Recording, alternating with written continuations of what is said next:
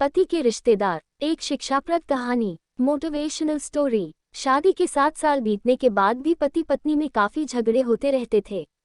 झगड़ों की वजह तो अलग अलग होती थी, लेकिन उनमें सबसे मुख्य वजह यह थी कि पति और पत्नी के विचार कभी आपस में नहीं मिलते थे। जहां पति स्वभाव से नेक, सेवाभावी और सबके प्रति संभाव रखने वाला था, वहीं पत्नी का स्वभाव स्वार्थी और भेदभाव करने वाला था। पति पत्नी के स्वभाव और उसके व्यवहार से तंग आ गया था।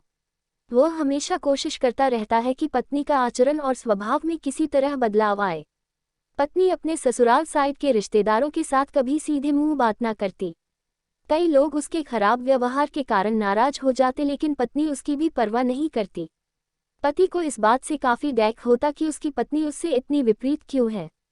परेशान हो चुके पति ने अब खुद ही परिस्थिति को सुधारने का मन बनाया और एक प्लान बनाया। अगले दिन पति ने पत्नी से कहा, सुनो कम्मो, मैं सोच रहा था कि मम्मी पापा, मम्मी बहन भाई और उनके बच्चों को घर पर इनवाइट कर लेता हूँ। काफी समय हो गया उनसे मिले हुए। इसी बहाने उसने मिल भी लेंगे और उनके साथ थोड़ा समय बिताने के लिए भी मिल जाएगा। तुम क्या कहती हो? पत्नी के चेहरे से साफ दिख रहा था कि इसे ये आइडिया पसंद नहीं आया, लेकिन उसने पति का मन रखने के लिए बेमन से हाँ कह दिया। पति खुश हो गया और पत्नी को अगले दिन अच्छा खाना बनाने के लिए बोलकर सभी को फोन करके बड़े प्यार से अपने घर आने के लिए न्योता देने लगा। जब पति फोन पर बिजी था तो पत्नी सोच रही थी, ये आदमी भी न अपने फालतू के कामों से बाज नहीं आएगा। क्या जरूरत है सबको घर पर बुलाने की? सब मेरे घर आएंगे और राजाओं की तरह ऑर्डर करेंगे और मैं दासी की तरह उनकी सेवा करूंगी। नहीं नहीं, मैं ऐसा नहीं होने दूंगी। अच्छा खाना तो क्या, मैं इन्हें सादा खाना भी नसीब नहीं होने दूंगी। देखती हूँ कितनी देर टिकते हैं ये लोग मेरे घर। अगले दिन सुबह पति काफी खुश था। जब सिर्फ 2 ही घंटे बचे थे सभी मेहमानों का आने के लिए। पति ने अपनी पत्नी से पूछा, अच्छा बताओ तो सही, आज सबको खाने में क्या स्पेशल खिलाने वाली हो? पत्नी मुंह बनाते हुए बोली, स्पेशल खाना क्यों? तुम्हारे माँ बाप भाई बहन कोई मेहमान थोड़ी है, उनके लिए कोई स्पेशल खाना नहीं बनाया है मैंने। वह भी वही खाएंगे जो हम खाते हैं। आज घर में सिर्फ दाल चावल बना है, क्योंकि और कुछ बनाने के लिए सामान नहीं था। पत्नी की बात सुनकर पति गुस्सा हो गया और बोला, तुम कभी नहीं सुधरोगी। अगर घर में सामान नहीं था तो मुझे एक बार बता दिया होता। मैं बाजार से जाकर ले आता, लेकिन कुछ ढंग का तो खाना बना लेती। अब सिर्फ 1 घंटा बचा है और सभी आने वाले हैं। मैं क्या मुंह दिखाऊंगा उनको? तुम ही रहो यहाँ, मैं तो जा रहा हूँ। उनके जाने के बाद ही वापस आऊं, कहकर पति घर के बाहर चला गया। पत्नी को तब तक पति के बातों का कुछ फर्क नहीं पड़ा था, जब तक मेहमान घर पर नहीं आ गए। और जैसे ही सब मेहमान घर पर आए तो पत्नी के होश उड़ गए, क्योंकि भाई बहन, माँ बाप और बच्चे वह उसके पति के सैद वाले नहीं बल्कि खुद उसी के थे।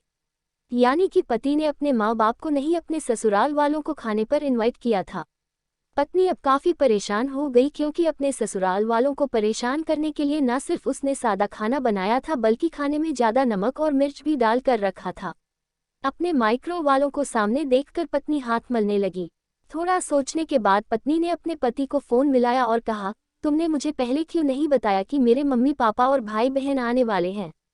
तुम पहले बता देते तो मैं अच्छा खाना उनके लिए बनाती। पति ने कहा, मैंने वही बताया जो मैं मानता हूँ। मैंने कभी तुम्हारे परिवार वालों को पराया नहीं समझा और तुमने कभी मेरे परिवार वालों को अपना नहीं माना।